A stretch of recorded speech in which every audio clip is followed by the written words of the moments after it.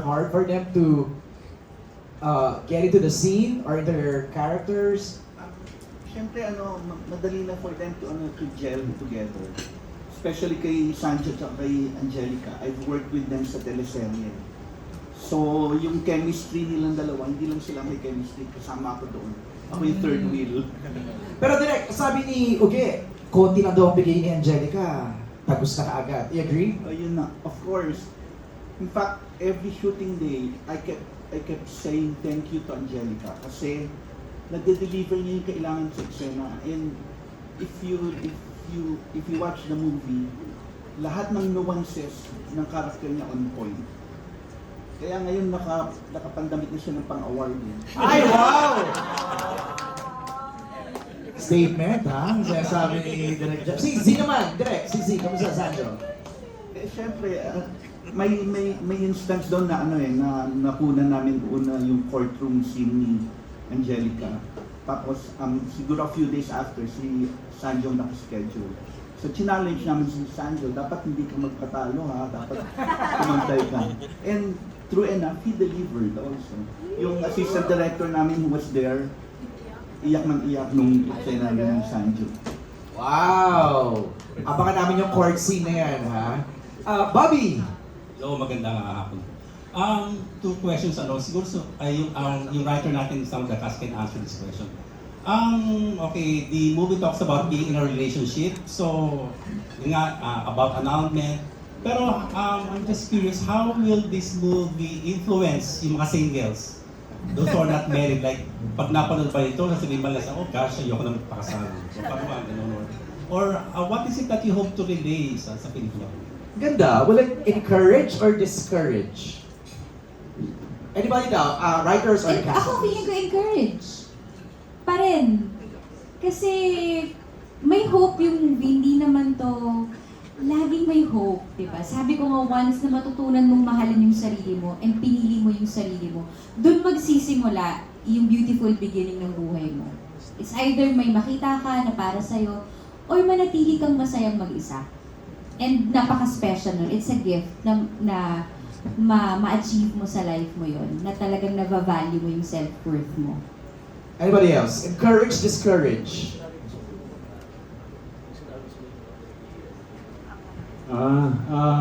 Encourage, pero more on parang parang ano ba to?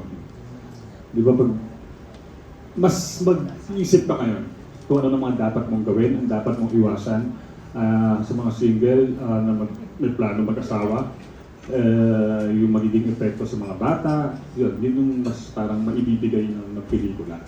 Parang mas hindi ka naman parang madi-discourage na ayoko pakasal na ito pala mangyayari. Hindi ganun. Right. Mas tuturuan ka, guide ka, parang guideline siya. Tom, encourage, discourage? Every story is different naman eh, kanya-kanyang tao. Pero I really feel for this film, it will encourage people. Will you get married again? I already am. Gusto ko yung sinabi ni Sanjo kanina sa making of na it's never an ending. Like, one ending is the beginning of another story. Right. Nico, encourage, discourage? Of course, encourage. It's just showing you that yun nga, in every ending there's a new beginning. So the ending is the bad relationship and you can begin a new one, a fresh start. Ayun. Okay. Ako siguro, nasa sa'yo yan, matanda ka na eh. Kung anong gusto mong mangyari, di ba? Kami naman ay gumawa lamang ng pelikula. So, Baka masisi ka pa. kaya nga, ito pinalabas na namin o, tapos nalugmok ka na lang. Hindi ka nanonood ng maayos. Parang, hindi, pero lahat naman may chance na maging masaya. Yun na lang, lahat ng chance maging masaya. From the point of view of the director, May study guide daw. May study guide yung film. Direct Jeffrey. Ako, I agree with Angelica.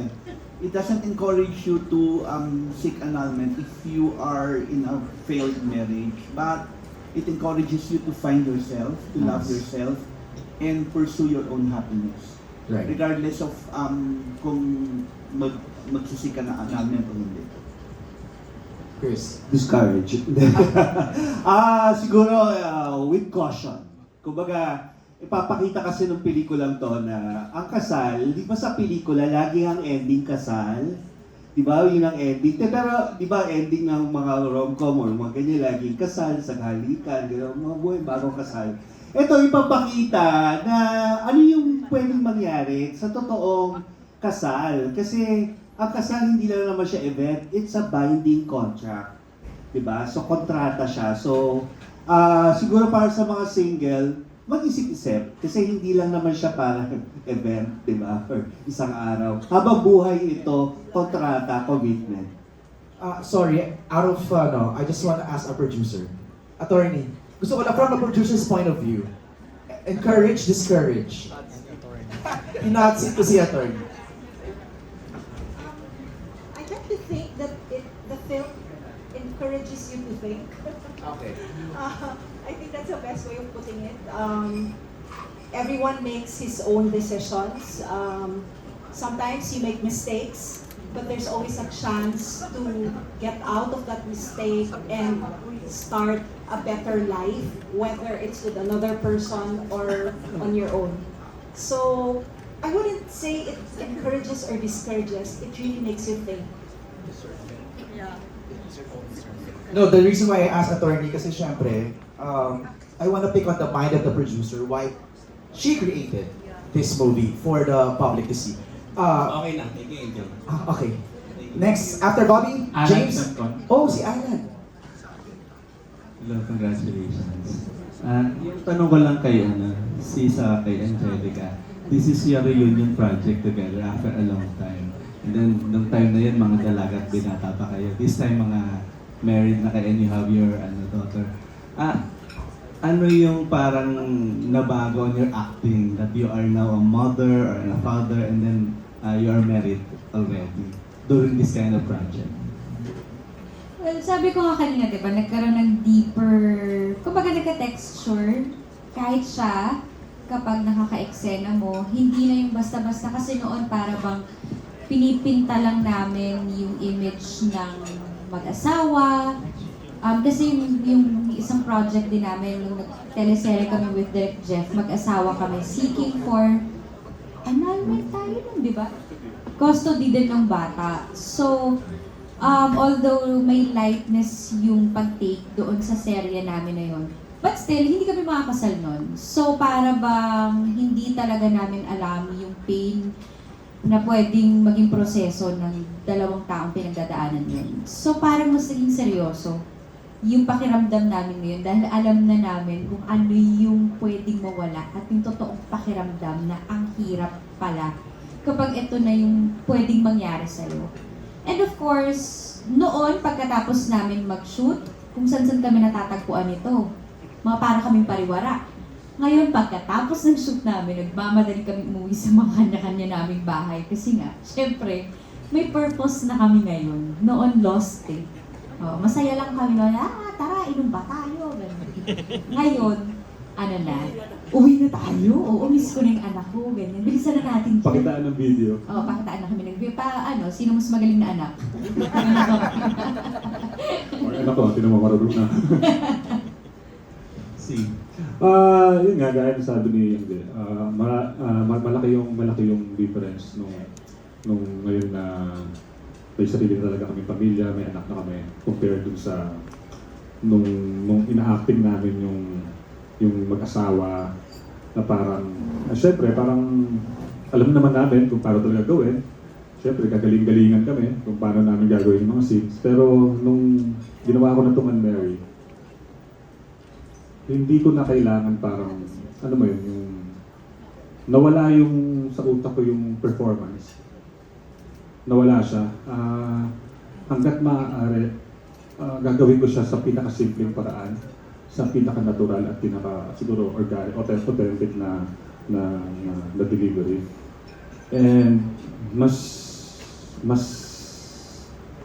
pag nakakaiyak yung scene, pag malungkot yung scene, mas gusto ko siyang pigilan kesa ibigay. Yun yung parang naging difference. Unlike before na papayakin ko yung audience dito sa eksena to. Mga ganun. Ito ngayon, mas ayokong ipakita. Tinatago ko lang talaga sa loob. Any discovery sa isa't isa after doing this? Compare yung dati. May mga bago ba kayong na-discover sa isa't isa? Acting, di ba? Wise, maturity in acting, ganyan. Sa trabaho siguro parang hindi. Kasi trabaho kami niyan, trabaho. Pag wala ng trabaho, di mo na pinag-uusapan talaga yung trabaho. Mas more on personal life kami, mas lumalim yung friendship namin. Lalo na ngayon na pares na kami magulang. So difference, wala naman? Wala eh, no? Parang wala. Ganun pa rin kami. Siguro mas na-excite lang ako dahil ang tagal ko siguro hindi nag-work. And para bang ang blessed nung pakiramdam dahil nung babalik akong trabaho, sobrang gusto ko yung makaka-eksena ko. Like si Zanjo yung makakatrabaho. Parang siyang dream project. Alam mo yun yung best friend mo kasama mo sa isang pelikula. Lagi akong kinikilig pag nakikita ko yung poster na may Panganiban tsaka Barudo. Parang, ang cute naman namin. Yung inabot natin to. Parang ganun yung pakiramdam sa akin. Thank you. Congratulations. Thank you, Alan. Salamat. MJK here. Ay, JN. Here. Si June Lalin. Okay. Bante editor.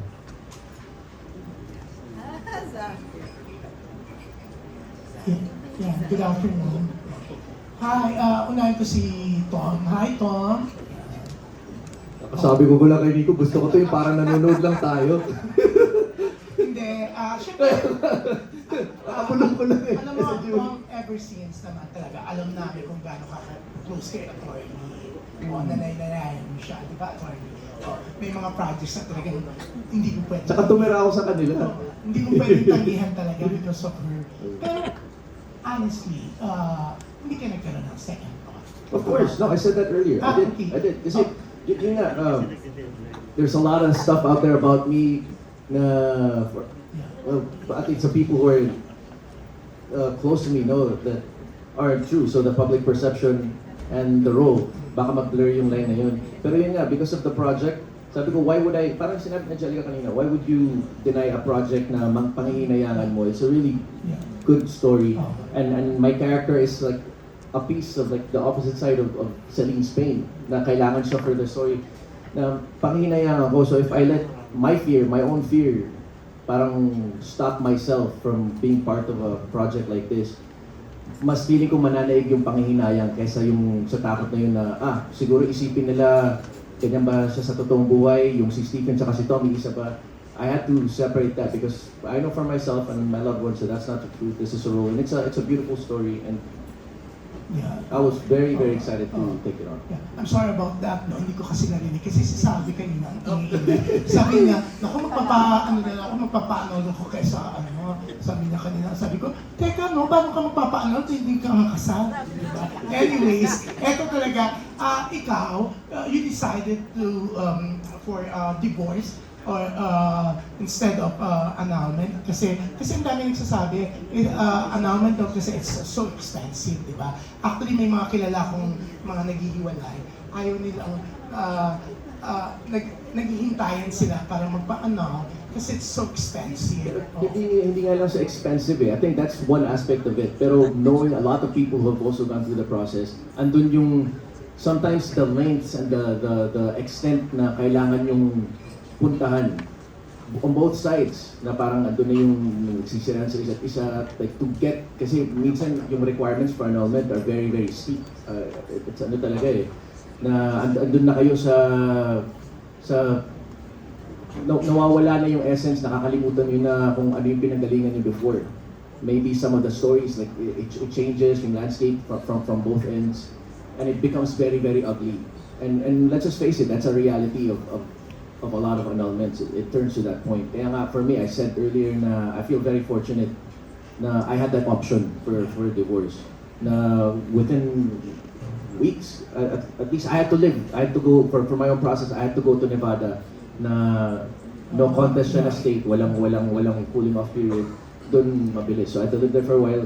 I'm very thankful na I was allowed that opportunity. Kaya nga, sana for other people din here sa Philippines, hopefully one day they would also be afforded that same right and that option. Bongga, di ba? At least, nag-stay ka sa Nevada. O, naging blessing sa'yo. Doon mo na- There, yeah. Doon mo nakita. Kung hindi ako napunta doon, hindi ako napadpad doon, I wouldn't be where I am now and I wouldn't have what I have. Wala yung now. cute baby. Lahat yun talaga. I really feel like, ano, you have to go through, the only way out of some situations is to finish it and to go through it. And in this film, that's ano, parang on point siya, na even in this film, their characters have to go through something to get through it and to start something new. Si Angelica, yan. Angelica, syempre sa mga posting mo na it's very obvious na sobrang happy kayo ng hobby mo. No? Pero with Mary, when you accepted this offer nung dumatay sa'yo, hindi ka ba napapaisip about yun nga, about marriage? So, hindi mo ba inisip na, what if mangyari din sa amin to in the future? May mga ganun ba thoughts mo? Agam-agam. Well, syempre hindi ko po ini-invite at ina-attract yung ganong klaseng energy kasi parang medyo too early. Medyo kakakasal pa lang and talagang nasa honeymoon stage pa rin naman kami, awa ng Diyos. Masaya pa rin kami. So kapag of course, dahil natatakal siya dito, like noong mga unang araw, di ba, attorney, na pag-uusapan niya, parang ako nanlalamig din ako na, oh my God! Nakakaloka pala. So parang, so wala, babalik lang ako sa prayer na, naku, sana hindi mangyari sa akin. Sana okay talaga, sana ma-maintain namin. Ganun. And you do your job, di ba, na maglagay ng spice and ma-maintain yung ganung klaseng happiness at alagaan yun. Meron kami ngayon. Yan. Ninang ko, tinuturuan ako magsayaw. Kung paano gawin yung mga yan. So, binibigyan pa rin natin ng spice ang marriage. Ito, yung mga ganito actually, I believe nakakatulong. Yung umaalis ako, napapalayo ako ng sandali, hindi kami makikita ng 2-3 days. Parang namimiss namin yung isa't isa. Mas nagiging sweet kayo, di ba? Of course, namimiss namin eh. Tsaka, minsan araw-araw, 24/7, nagkakaanuhan din kayo. Lagi na lang ganito. At least, kapag umaalis ka, namimiss mo talaga. Namimiss namin yung isa't isa. Ang bongga, no? Talaga napatili ko ng, oh my God, di ba?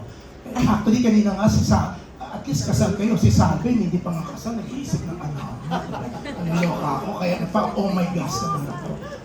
Pero, yeah. Okay. Pinapatanong ni Salvin, kasi hindi pa nga siya makapag-decide for annulment or divorce, okay po. After this ba, magiging ano ka na lang, magiging active ka na? Or baka hindi mo na natanggihan si attorney din? Hindi. Ang goal naman is kung ano talaga yung mga projects na magpapayes sa akin. So kapag hindi talaga katanggi-tanggi, gagawin ko naman. Lahat naman na pag-uusapan namin ng husband ko kung ano yung mga parang, sorry, hindi ko kayang tanggihan. So yung mga ganong project. And of course, mas gusto ko pa rin namang mag-work. Kaya lang, ang tagal ko po kasi talagang pinag-pray yung meron ako ngayon. So, ine-enjoy ko din talaga. Hanggat bata pa yung anak ko, hindi pa ako gustong palayasin sa bahay, di ba? Feeling ko kasi yung job, pwede ko pang balikan. But yung time na nag-grow yung family namin, parang sobrang precious niya and hindi ko siya kayang habulin pagdating ng panahon. Yeah, thank you. And again, Ano ba yun? Yes. pero alam mo, kung ang bongga mo, no? Parang kasi hodang may ano siya, may buhay din siya sa Italy. Oh, pasyal siya na pasyal. Nakikita kasi ko yung mga Hoda. vlog mo, di ba, ang bongga. Thank Pero you. parang ano yearly may MMFF ka na. Ano to, regular na to lang. Oo. Ang saya kasi. Alam mo, tanggap naman natin na ang sitwasyon ng Philippine cinema ngayon napaka-challenging. Hindi lahat ng season, katulad noon, na kinagis na natin, especially my generation, going to the cinema is like a normal thing. Thrice a week or even twice a day. Ngayon, tuwing Pasko na lang tayo talagang nagiging piyesta yung pelikulang Pilipino. So as an actor, I really want to be a part of this celebration kahit once a year. And this time talagang natutuwa ako na dito sa pelikulang ito, kasama ako. I'm very proud of this film. Siyempre, last year parang piyesta pa rin, dalawa. Yes. This year naman, isa na. Palagay ko isa lang, no, attorney? Isa lang.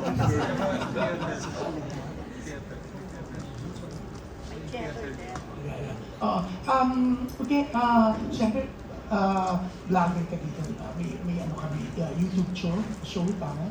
Yes, vlogger si Attorney Jackie dito. Di ba ito walang butas ang batas. So si Attorney Jackie ay nagbibigay naman ng kanyang mga guidelines, ganito ang gagawin ninyo. Kumbaga si Attorney Joji kasi may show siya before. Legal Forum. RPN na Ano lang eh. din, favorite ko din yun. Dati, gigising ako ng mga... Ay, by the way, fun fact, si Direk Jeffrey ang director ng Legal Forum. Totoo ba? Yes. Parang 15 minutes, di ba? Parang gano'n. Parang diba? gano'n. Pag umaga dati, Pag bago ko umaga. mapaksos. Parehas tayo. Nanonood ako na nag-i-enjoy kong Channel galing. 9. Tapos may guest siya I minsan. told you, attorney, remember the first time we met, di ba, na araw-araw ako nanonood. Nescafe ba yung ano mo? Sponsor mo talaga. Oo, may sponsor talaga yung Nescafe. So, ibig sabihin talagang makaka-relate yung mga aware sa history ng producer namin. Pero ang bongga, no, walang butas ang bata. Walang butas ang batas. Ang tanong, sa tingin mo ba, tama na walang butas ang batas daw?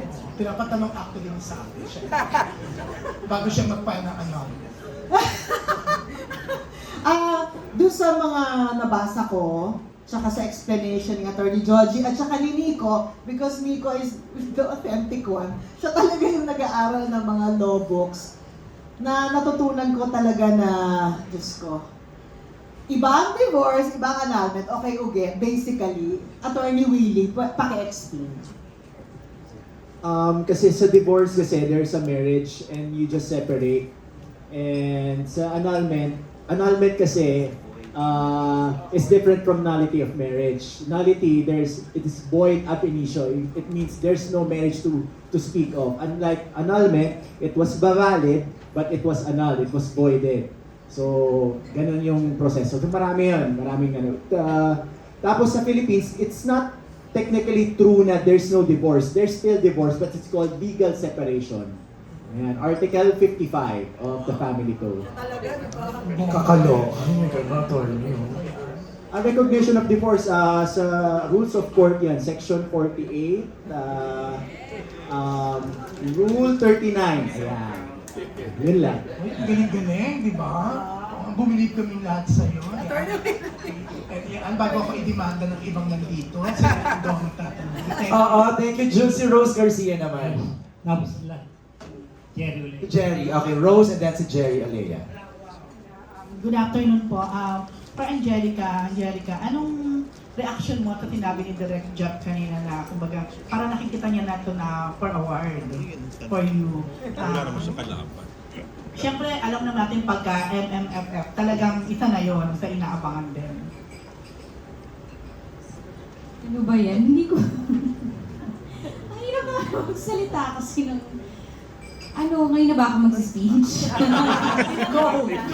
Practice na ba ako? Baka mamaya madali pa, hindi ko pa masok.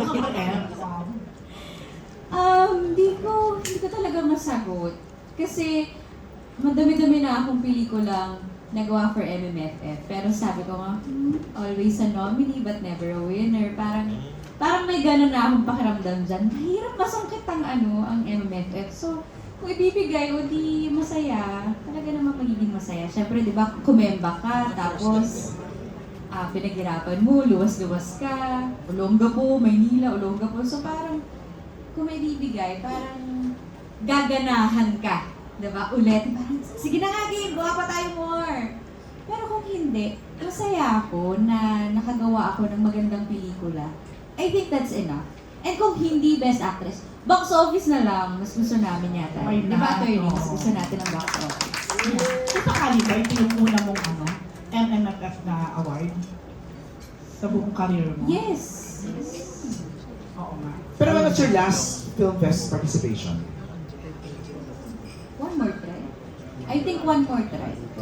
2012. 2012. Wow. 13 years. Yun na. Tagal na. Okay. Rose? Pansin ko Best lang, picture. parang lahat kayo dito sa cast, parang you're in a good place. Ibig sabihin, parang lahat kayo dumaan na sa mga kung ano-anong hugot, kung ano-anong issue sa buhay, di ba? Pero parang pag titignan ko kayo ngayon, parang lahat sila happy sa love life, happy sa relationship, yun. Siyempre, marami pa rin naman nagdadaan, may mga pinagdadaanan, pero ano yung pwede nyo i-share na eto kayo ngayon, umabot kayo dito. Simulan natin ka. Sige, Angge.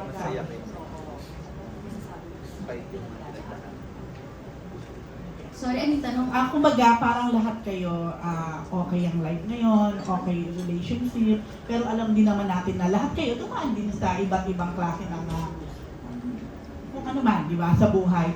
Anong pwede nyo i-share sa mga nanonood, sa lahat na pwede din palang abutin to, pwede palang umabot din. Anong secret tips? Secret or hindi kumbaga, I think the best word to describe that is, ano yung lesson that pinagdaanan you carry with you now from your previous relationships? na eto pala, pwede palang Baon-baon mo ngayon. Angge. Paano ako nakasurvive? I think na-surround din ako ng mga tamang tao. Kumbaga, kung may mga failures na nangyari sa akin sa past relationships, hindi lang sa relationships, sa mga decisions, di ba? May mga taong nakasurround sa akin na good people, na nag-guide sa akin na ito yung dapat mong gawin, ito yung ibigay mo sa sarili mo,